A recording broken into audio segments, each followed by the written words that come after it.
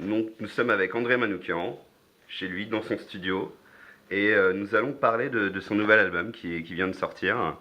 Donc, premièrement, quelques premières questions sur d'où vient cette passion pour la musique. Comment vous avez décidé de devenir musicien?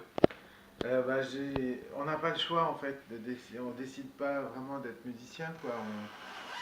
On s'aperçoit que c'est plutôt un choix par défaut et que moi il y avait que ça que je pouvais faire et qu'avec ça que je pouvais travailler. J'ai commencé le piano classique à l'âge de 6 ans, comme plein de petits gamins. Et puis sauf que moi j'avais pas de PlayStation à l'époque, ça n'existait pas, il n'y avait pas trop la téloche non plus. Donc je rentrais de l'école, je jetais le cartable et je me mettais au piano. Donc en même temps, je faisais du classique, en même temps, j'aimais bien jouer les airs de la radio. Je m'apercevais que dans les petits récitals de famille, j'avais plus de succès en jouant Sheila qu'en jouant Chopin. Mais je jouais les deux. Et donc, ce qui fait que de piquer les chansons de la radio, ça ouvre l'oreille. Et vers 13-14 ans, quand j'ai découvert le jazz, premier album de Fats Weller, je suis tombé raide, c'était ma musique. On Fats Weller, ne peut ouais. pas savoir pourquoi non plus. Et je me suis mis à le repiquer parce qu'il n'y avait pas de partition à le repiquer, c'est-à-dire à le jouer en écoutant et en essayant de le retranscrire, quoi. Et ça, c'est toute la démarche d'un musicien de jazz, c'est d'ouvrir les oreilles et d'être plus dans, essayer de retranscrire immédiatement plutôt que dans la lecture et dans la partition. Alors en 2011, que signifie d'être un musicien de jazz dans un univers complètement surproduit où on voit des personnalités comme Lady Gaga? Finalement, parfois la musique peut arriver en deuxième plan. Euh, comment le jazz, comment vit-on le jazz? Alors, comment vit-on le jazz? On vit le jazz déjà en écoutant les autres jazzman et tout d'un coup en s'apercevant qu'on n'est pas seul, qu'on fait partie voilà, qu'on est en tout cas d'une famille, qu'on soit accepté ou qu'on soit pas accepté. On se fait des filiations naturelles et c'est plutôt, on se fixe plutôt des buts à atteindre, quoi.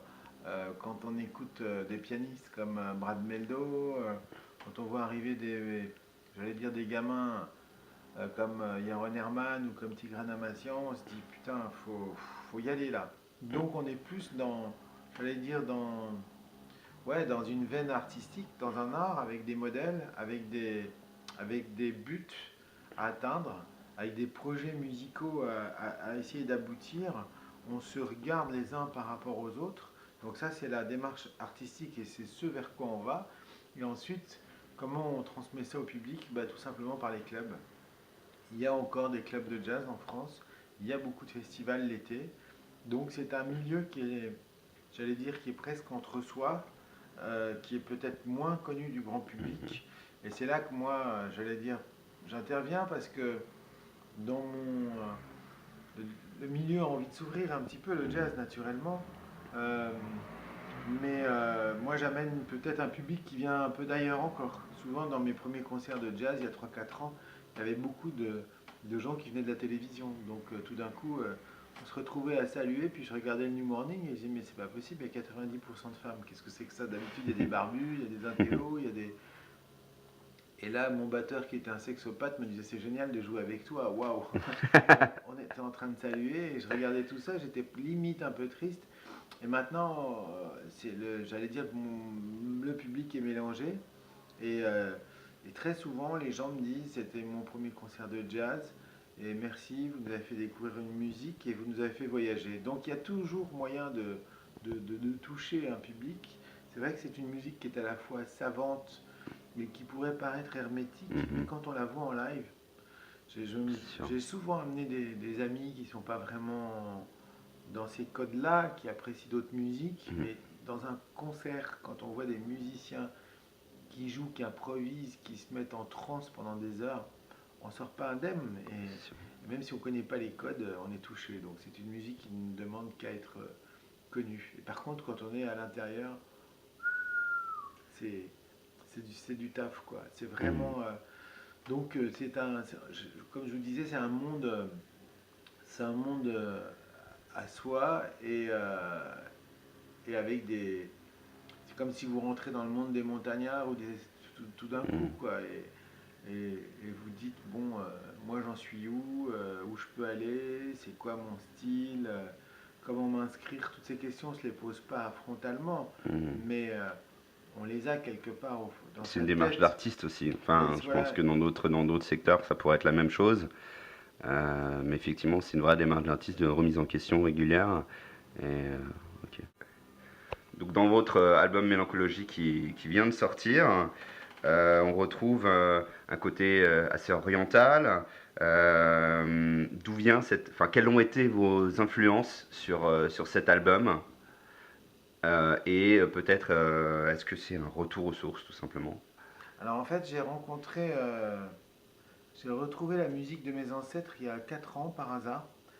C'est une réalisatrice qui m'a demandé de lui faire la musique de son film, qui était un film sur la diaspora arménienne. Donc j'ai été chercher dans le folklore arménien. Je connaissais vaguement une ou deux chansons de ma grand-mère. Et tout d'un coup, j'ai découvert une mine d'or. J'ai découvert une mine de petites pièces, un petit peu à la Satie. Et, et j'ai découvert un nouveau mode, c'est-à-dire une nouvelle manière d'improviser, en mélangeant le majeur et le mineur. C'est vraiment la gamme typique arménienne qui ressemble à d'autres gammes orientales, mais avec d'autres subtilités. Et tout d'un coup, c'est comme si on me donnait plein de nouveaux jouets pour m'exprimer. Et c'est grâce à ça que j'ai eu le courage de produire un album en trio il y a 4 ans qui s'appelait Inkala, qui était mon premier album. Et, parce que jusqu'à présent, j'étais compositeur, musicien, mais je me cachais toujours derrière les chanteuses. Pour moi, c'était la voix le meilleur instrument. Et j'étais justement dans la prod. Même quand je faisais Malia, qui est une chanteuse afro-anglaise absolument remarquable, c'était du jazz, mais je le mélangeais un petit peu avec de l'électro. Je cherchais toujours à produire un son. Là, l'exercice du trio, c'est l'exercice le plus nu qui soit. On ne peut pas tricher. Il y en a plein, piano, contrebasse, batterie. Donc j'ai pris ces mélodies-là, je les ai servies très humblement. Et puis, il n'y a pratiquement pas de solo dans mon premier album. Je voulais juste faire des pièces comme ça et jouer sur ce mood du spleen oriental. Et puis, quand je suis monté sur scène, j'ai adjoint un saxophoniste et un doudouk. Le doudouk, c'est un instrument arménien, c'est une petite flûte en bois d'abricotier avec une hanche de hautbois qui sonne comme une voix de femme grave, quoi. On entend beaucoup dans des musiques de films. Et donc, c'est devenu mon quartet. On a beaucoup travaillé, on a beaucoup fait de concerts. Et ce deuxième album s'inscrit dans la suite de ce travail sur les racines arméniennes, enfin plutôt les racines, j'allais dire, du Moyen-Orient, cette gamme un petit peu. Et Mhm. c'est pour ça que j'ai un petit peu ouvert, j'ai invité une Scheherazade post-moderne, une chanteuse albanaise qui s'appelle Elina Duni, une jeune chanteuse magnifique, qui elle aussi a les deux vocabulaires, le vocabulaire du jazz et le vocabulaire de l'Orient, et qui chante donc dans sa langue natale, qui chante une chanson en français aussi. Et j'ai invité aussi Ibrahim Malouf, ce trompettiste libanais qui joue avec une trompette à 4 pistons, le quatrième piston étant pour faire les quarts de ton arabe. C'est son père qui a inventé cet instrument. Donc, quand je me suis aperçu que j'étais dans que ça m'amenait des nouveautés, ça m'ouvrait des portes incroyables, parce que aller au bout de Bill Evans ou de Brad Mendo ou de Thelonious Monk, voilà quoi, hélas, ils ont un peu tout dit. C'est un petit peu ce que disent les frères martialistes. Le jazz et la musique classique du 21e siècle, on a été au bout, maintenant on la revisite et on reprend, mais c'est notre patrimoine et c'est comme un musée, mais c'est nous qui avons les clés. Il y a cette attitude-là un petit peu aux États-Unis. Et par contre, en Orient, il y a un foisonnement, il y a un éclatement. Et dans tous les pays du Maghreb aussi, Dafer Youssef, ce joueur de oud tunisien, mais qui pratique un chant soufi, qui joue avec les meilleurs jazzmen de la planète, c'est à tomber par terre. Ibrahim Malouf, je l'ai cité, Yaron Herman, les frères Chemirani, qui sont des percussionnistes iraniens, qui jouent avec Sylvain Luc. Enfin bref, je peux vous citer une dizaine de groupes comme ça, qui ont tous leur son, et qui sont tous dans cette veine. Et voilà, moi je me suis retrouvé par hasard sur ce parcours-là et je me suis aperçu que j'étais pas tout seul. Donc du coup, c'est la fête. Alors, en tant que, entre guillemets, représentant de quelque manière auprès d'une certaine partie du grand public du jazz, j'allais vous poser, en fait, pour des amateurs, pour des gens qui veulent débuter dans le jazz, qu'est-ce que vous conseilleriez comme album, tout simplement? Allez, l'incontournable Miles Davis, Kind of Blue. Mm. Pourquoi? On est dans les années 60, il invente un son, euh, il s'aperçoit qu'il ne peut pas jouer au plus vite que Dizzy Gillespie et Charlie Parker. Donc il prend le contre-pied absolu, il joue sur le silence et sur la note, il invente le cool jazz. Tweeda, poudoubip, tweeda, ptoum, ptoum. Et c'est un album d'une zénitude, c'est absolument dingue. Voilà, il y a Bill Evans au piano, il y a John Coltrane au sax, et c'est un grand moment de l'histoire. Cet album, c'est pratiquement créé en studio. Il avait dû écrire quelques thèmes comme ça, et c'est un chef-d'œuvre absolu. Deuxième album, pour pénétrer dans le monde du jazz, euh, il faudrait peut-être rentrer dans le jazz vocal, mais alors donnez-moi trois. Le Ouais. deuxième, ça va être Bill Evans avec Toots Thielemans, ce joueur d'harmonica belge.